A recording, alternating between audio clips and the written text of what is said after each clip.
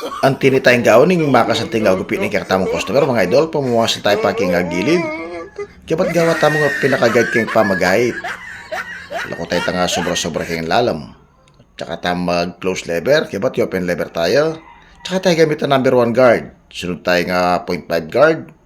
Kaya ba't gamit ang tanning air trimmer, ba niya nga maligwang ngayitan. Tsaka tayo pamawasan ng sobra-sobra king gilid. O bawasan tayo babo. Okay, bagay tayo nga tinisisa bakta mga lokoy tanga medyo kulot. Tsaka tayo pamawasan king gunting.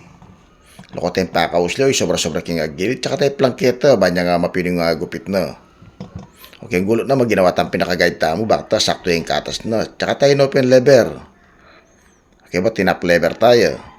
Gamit tayo yung number 1 guard, 0.5 guard. Okay ba, panagal tayo nga sobra-sobra.